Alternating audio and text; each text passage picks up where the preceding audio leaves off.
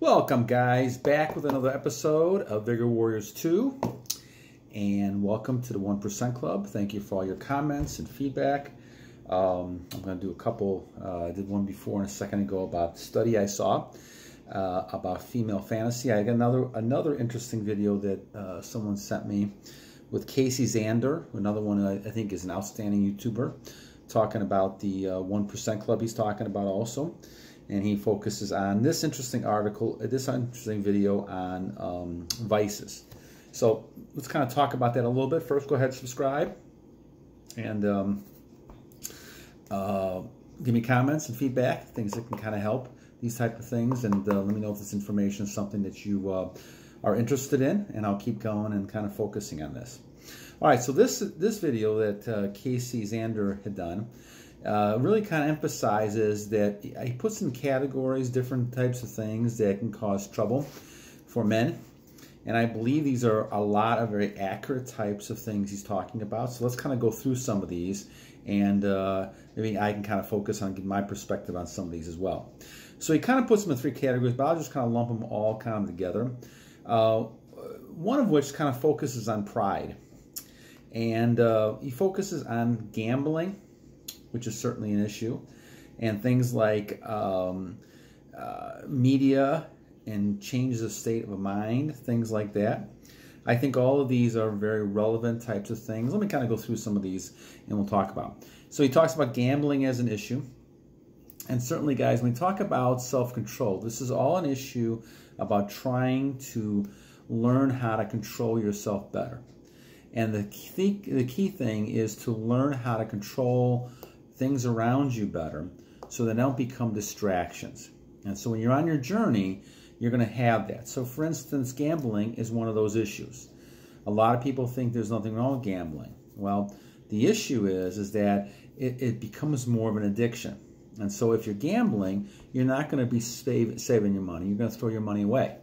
The only type of money you should be, and I know Oscar asked me this question about investing and making money from retention. Well, obviously retention by itself is not going to make money for you. However, you can focus on a lot of positive behaviors by retention, and that's going to give you sets of goals and other ideas that you can make money for. And I'll do an extra one on this, I think, when we talk about Think and Grow Rich, and use those type of things in trying to develop and find wealth and those type of things. Now, going back to gambling, I think you want to make sure that the money you spend is investments. So if you're going to buy something that's an investment, that's one thing. And even your relationships should be investments. Those people who are really supporting you, adding things to you, making your life better, those are investments. And I know it kind of sounds like a cold-hearted type person I am, but you need to really focus on a cost-reward type of model, even with the people. Same thing with gambling. Are you really making money off of gambling? I mean, let's think about it, all right? It's one thing to go and spend a couple $100, and if you're done, walk away from the table. But it's another whole thing to be able to be addicted to it, so now you think that you're never going to lose or that you're going to win eventually, and now you're pouring so much money into it, and you end up losing everything. And so you really don't want to do that. You don't want to do that. And obviously, guys, casinos and things would not be making money unless they know that the odds of you winning are very small. And even if you do win, you're not going to be breaking the bank most of the time. So the question is, can you make money go in and go out? That's a very tough type of thing to do for most of us. If we're in, we're going to stay in for a while and we get addicted. The same thing with sports betting, any type of thing you're addicted to. Now, another one he talks about is sports, and this is the one I've had problems with, and even yesterday I got a little upset with a football game, and I shouldn't have. And that's one of the ones that I'm working on, trying to overcome. And he talks about these are the things that separate the alpha males from the beta males and things like that. And that's a key type of thing, because once you start focusing on trying to look at distracted behaviors, sporting types of things become one. I think because I had played football, part of the issue kind of hits home here, because you look at things and you kind of see, because you played the game, how some inept people are in playing football and coaching types of things like that. And so I could see that. So still no reason to get upset, but that's kind of the key to the thing. And so look at things to see if you can try to improve and lessons that can be learned through some of this. The key is going to be to try to kind of find ways that you can kind of benefit, all right? You don't want to just sit watching a sport event just for entertainment alone.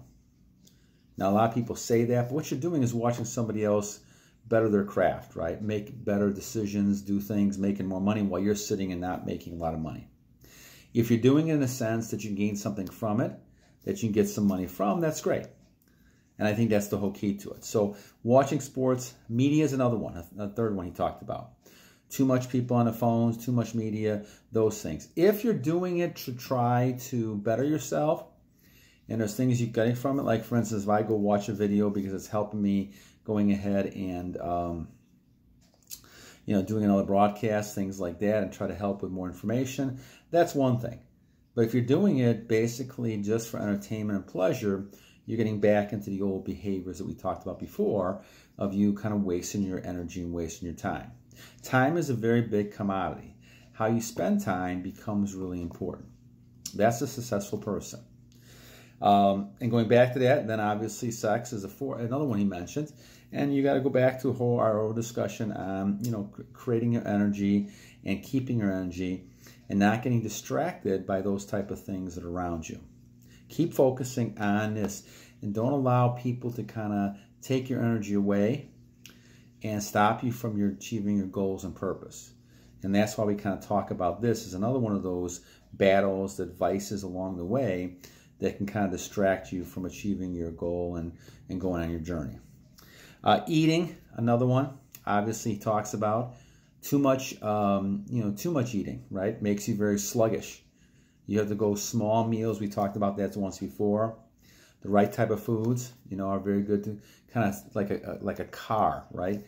Like you want a Ferrari, you don't want a junker. And a lot of times, a lot of that food goes in your system, and you become more like a junker because you're getting too many of those sugars and carbs and things like that. So you want to avoid that. Speaking of that, types of foods that can change your state, right? Too much sugar is not good for you. Too much caffeine is not too good for you. Too much nicotine is not too good for you, right? All those things need to be in balance. And that's why I think as you go on your journey more and more, you'll see that more, in which you're able to look at things that are healthier for your body. Now, you're still going to make choices. I still make poor choices myself at times, right? I had a hot dog the other day, and I shouldn't have had a hot dog, right? But the bottom line is you're still on your course. You know where you should be going. And even though we make a mistake, whether it's, some people relapse, some people are, off of monk mode once in a while. Some people are eating hot dogs maybe they shouldn't be, right? All these things are things that, you know that are wrong. Now you just take the steps to go back and correct it and start again, okay? Then, of course, he talks about drugs and alcohol, and these two things are also very important as well. See, guys, I think that when you get into this type of thinking, and this is an old attitude, a lifestyle change, you really kind of want to focus on things that are going to benefit you. The reason you're on your journey is because you are the 1% who understand how life is supposed to be. And God gave you a body to use it, all the things within your body. He didn't give you a body to be able to release your energy all the time unless you're going to have a child. And so we have it all backwards in our society, and I think there's reasons why I believe that's the case. I think a lot of times we're living in a matrix, and people who are making money off of us, they want those things to happen. Big pharma and the media and, the industries, the food industries, all these type of things, they want you not necessarily to be healthy. And obviously, people, if everybody's healthy, if everybody, if everybody retained, you might not have the hospitals in business, right? There may not be a need for big hospitals. There may not be a need for, a lot of foods and different things. Fast food obviously is created because people have a need, but what kind of addictions are those, right? Diet Coke is a good example, right? You look at hamburgers, right? Those type of things, soft drinks, things like that. Those things can be very addictive, after a while. And do they really help you, or do they make you more hungry, right? and some of the diet pops that you have, things like that. Those are very easy to go ahead and get addicted to, right? And so you have to kind of watch those type of things when you're looking at this type of thing. I'm not necessarily saying it's bad, I'm not saying that you can get addicted to some of the stuff and is it really helping you? And I think that's the thing you have to kind of look at. Is there something that's benefiting you, or is it something that's not benefiting you? That's kind of the key to the whole thing. Will it be something that's going to help you achieve your goals, or is it something that's going to hurt you? And that's kind of the whole key to it, guys. And so when we look at all these vice journeys along the way, you kind of have to look to yourself to see, is this something that's going to benefit you, or is it something that's going to kind of hurt you in the long run? And so things that are prideful things, right? Like, I'm not wrong and I can't learn, those are the hardest things. When you think you cannot learn something and you know everything, then you're ready for the biggest fall of all, because you can't understand why you were wrong. Well, we're all wrong in many ways, right? Especially in the world we're living in, when everything seems to be really the opposite of what it appears to be, in my opinion, okay? So eating, chasing women around, chasing men around, gambling, dangerous vices, right? Too much sports, too much gambling, too much media, right? Too much being on the phone, too much being on the internet all the time. If you cannot put your phone down for a half hour, like I have my students sometimes take their phone and put their phone down, and lucky if they can go 3 or 4 minutes without it. They need their phone back right away, okay? Or you need to be watching something or doing something, right?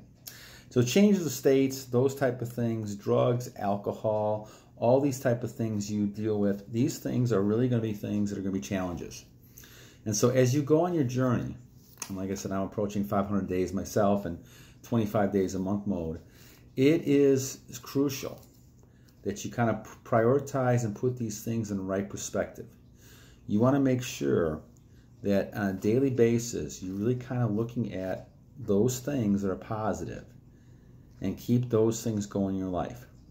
Those things that are negative, move past that and move on.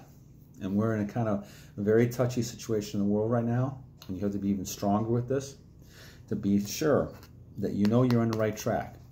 And this retention thing gives you a lot more focus, a lot more ability to be not as fearful, not have as much anxiety. It allows you to kind of see more of the truth. And it has for me, at least. And I think as you guys do this more and more, that's great. And for those, that have been, have relapsed after a number of days, we had one viewer, 75 days, and congratulations, that's a great run. Just have to keep and do it again, right? If you can do it. The nice thing about this guy's journey is that, yes, you may be on the road and you may fall back, right? You may take a slip and fall, but you get back up and you keep moving forward, right? The fact that you can go 30 days, 15 days, 40 days, right, tells you can do it. And in my case, this long streak I have now has only occurred because I did a lot of small streaks over the years. And I realized I can get past that point, right? I can do 7 days, and then I would relapse, do 10 days, and then it kept going up. And finally, it took me until 58 years old to finally say, okay, now I'm ready for the big show. I'm ready to kind of go 10, 12 years. Now, I've had my children as well, and so I'm at the point where I don't need to procreate any longer. Now, some of you guys, certainly, if you're procreating, I don't count that as far as losing your energy. That energy is going somewhere that's creating a child, an offspring for you to keep moving ahead, and that's always a positive. That part is positive, okay? I don't count that as part as releasing. But if you're releasing just to get pleasure, and all you're doing is kind of wasting your energy, there's lots of things you can do to kind of keep that within your system and not do that. All right, guys, hope this helps. Until next time, battle on.